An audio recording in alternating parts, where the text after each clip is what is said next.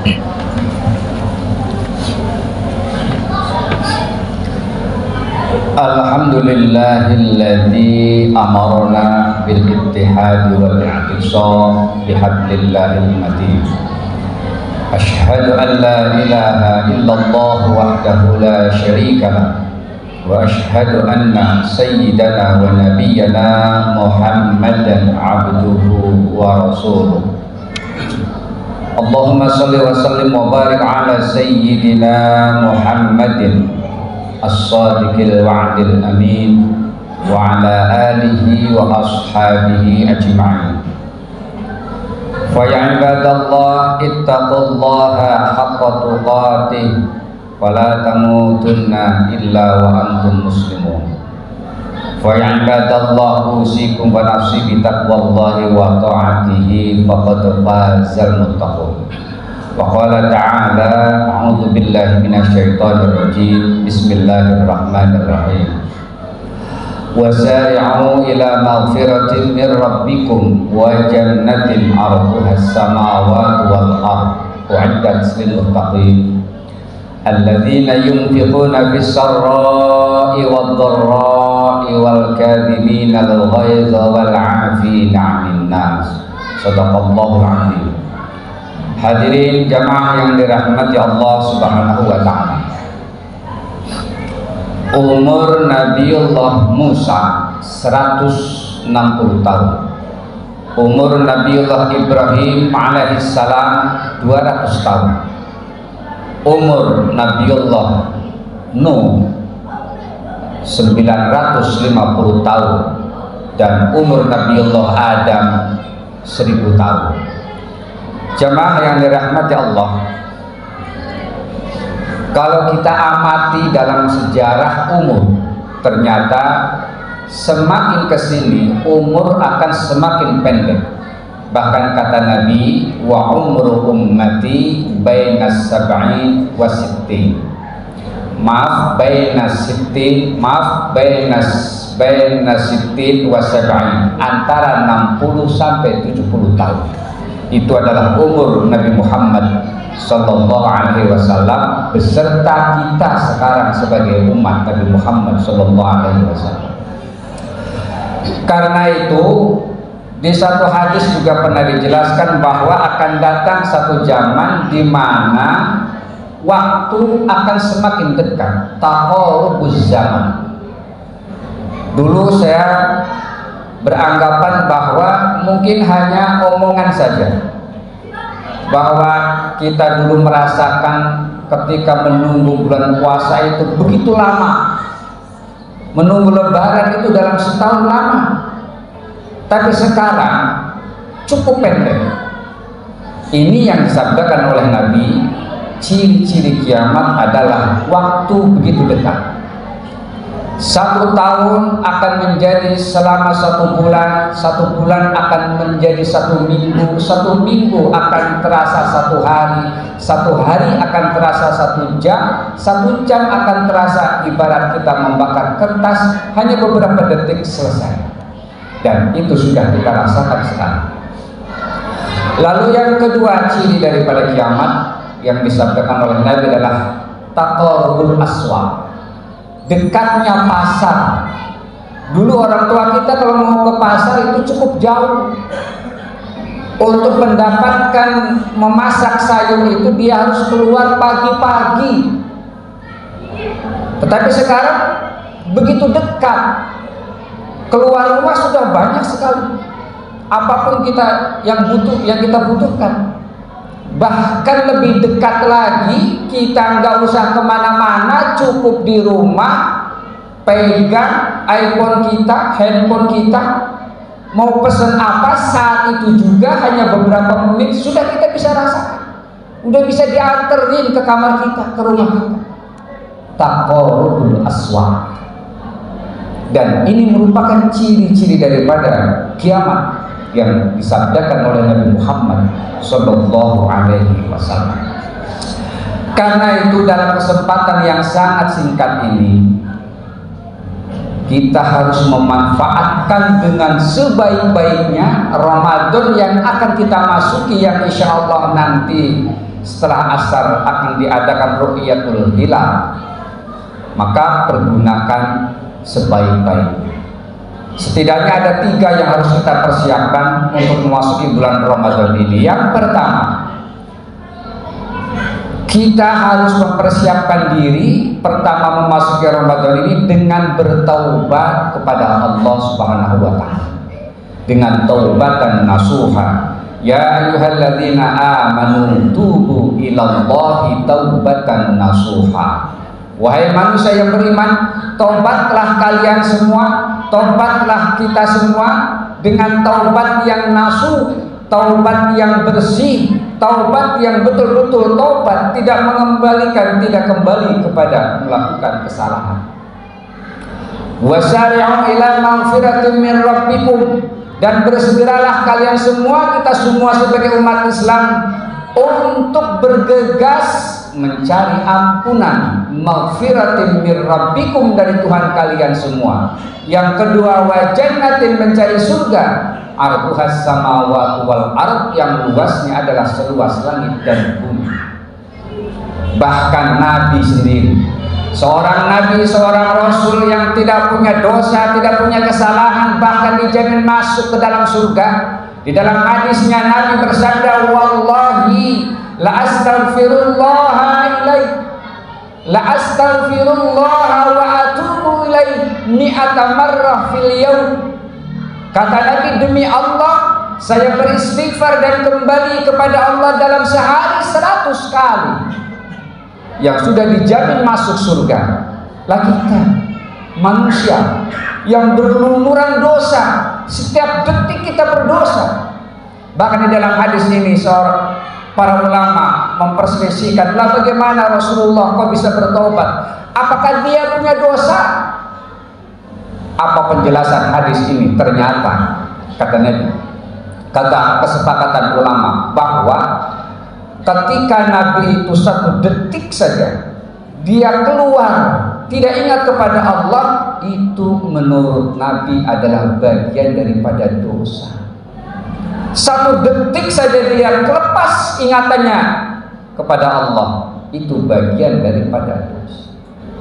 Lah kita, jangankan kita itu di luar sholat, saat sholat pun kita lupa kepada Allah. Selesai sholat, astagfirullahaladzim, baru ingat Allah. Saat sholat di mana? Karena itu kenapa kita sebagai ahlus sunnah wal jamaah, Al-Imam Syafi'i, kita merutinkan wiridan dengan jahar setiap kali sholat, astaghfirullahaladzim, astaghfirullahaladzim, alladzi la ilaha illa huwal hayyul qayyum, wa atubu ilaihi min jami'il ma'asi wa dzunub. Padahal selesai sholat. Apakah kita dosa? Iya. Di dalam sholat kita masih banyak lupa. Di dalam sholat kita masih kekurangan syarat dan rukunnya. Di dalam sholat kita masih lupa kepada Allah, lepas ingatan kita dari Allah. Saat itu kita selesai sholat, yang kita baca adalah astaghfirullahaladzim dengan jahat. Biarkan saudara-saudara kita yang memang tidak menggunakan itu tidak jarang, kita usah tidak saling menyalahkan. Jemaah yang dirahmati Allah Subhanahu wa taala, bertaubat kembali kepada Allah. Lalu caranya bagaimana? Ma min muslimin yudnibu dzamban fayatatahhar fayatawadda fayusalli rak'ataini fayastaghfirullah illa ghafarallahu lah. Tidaklah seorang muslim yang melakukan dosa lalu dia mandi dengan niat mandi taubat dan dia sholat 2 rakaat lalu dia beristighfar kepada Allah, kecuali Allah ampuni dosanya. Jadi dengan cara kita mandinya mandi taubat, pelaksanaannya sama dengan mandi junub, basah semua dengan niat taubat kepada Allah Subhanahu wa taala. Dengan cara itu maka kita beristighfar kepada Allah. Ya astaghfirullah, Allah akan ampuni semua dosa-dosa kita sehingga kita diberikan kemampuan masuk ke dalam bulan Ramadan. Lalu apalagi di dalam membacakan istighfar, di sini sangat banyak sekali kita manfaat daripada istighfar. Man lazimal istighfar, barang siapa yang melazimkan istighfar, dengan bacaannya silahkan bermacam-macam, minimal astaghfirullahaladzim, astaghfirullahaladzim wa atubu ilaih, atau dengan sayyidul istighfar yang sering dibaca oleh kita Ahlus Sunnah wal Jamaah, silahkan cari apapun bentuknya silahkan. Tapi setidaknya kita membaca istighfar kepada Allah. Man lazimal istighfar, barang siapa yang melazimkan istighfar, apa balasannya? Ja'alallahu min kulli dhiqin makhraja. Allah jadikan setiap kesulitan hidupnya jalan keluar. Wa min kulli hammin faraja. Dan barang siapa ini dalamnya terdapat pikiran-pikiran yang sedang sumpek, yang mengganggu pikiran kita, Allah berikan kelapangan. Dan yang ketiga adalah warzaqallahu min haitsu la yahtasib. Allah beri rezeki dari jalan yang tidak pernah diduga-duga. Itu orang yang melazimkan istighfar kepada Allah Subhanahu wa taala. Lalu yang kedua, bekal agar kita memasuki bulan Ramadan adalah manfaatkan kurikulum Ramadan yang nanti akan kita laksanakan selama 1 bulan itu dengan sebaik-baiknya. Jadikan itu pembiasaan. Saat kita mempunyai burung dara, baru kita beli. Jangan langsung dilepas, masukkan ke dalam kandang. Hanya beberapa hari saja kita kasih makan dia. Kalau dia terbang sejauh kemanapun, sejauh apapun, maka dia akan tahu tempat kembalinya. Dia akan pulang sendiri. Kenapa? Dia tahu tempat kembalinya. Lah kita 30 hari nanti akan dikengkang, akan dibiasakan sholat berjamaah, akan dibiasakan sholat sunnah tarawih, akan dibiasakan membaca Al-Quran, akan dibiasakan kita saling menyantuni anak-anak yatim, dibiasakan dalam 30 hari. Lalu kita keluar dari bulan itu di bulan Syawal, masa kita lupa tempat kembalinya? Padahal kita 30 hari di situ dibiasakan. Kalah kita dengan burung dara yang tahu tempat kembalinya. Di mana tempat kembali kita? Di masjid. Yang belum sholat, mari kita sholat. Yang sholatnya masih bolong, lengkapi. Yang sudah lengkap, lengkapi dengan sholat berjamaah di masjid. Yang sudah berjamaah di masjid, tambah dengan berbagai macam sunnah. Tempat kembali kita adalah masjid. Nanti kita tegak. Selama bulan Ramadan akan dibiasakan itu. Jamaah yang dirahmati Allah. Lalu yang terakhir, untuk bekal kita masuk ke Ramadan adalah sambung tali silaturahim. Sambung tali silaturahim kepada orang tua, kepada sahabat, kepada teman kerabat, kepada teman-teman di kantor, siapapun, terutama bagi mereka yang saya sendiri ataupun kita sendiri mempunyai salah ataupun yang tidak mempunyai kesalahan apapun, kita datangi.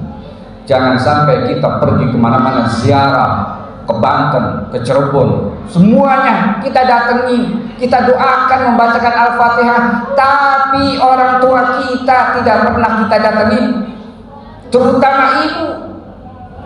Percuma kita mendoakan para wali, percuma kita ziarah kemanapun sejauh apapun, orang tuanya kalau di dalam hatinya ada rasa sakit, ada kesalahan, punya rasa kesel kepada anaknya, jangan harapkan kita akan mendapatkan keberkahan, jangan harapkan kita akan mendapatkan kemudahan, kita akan selalu susah.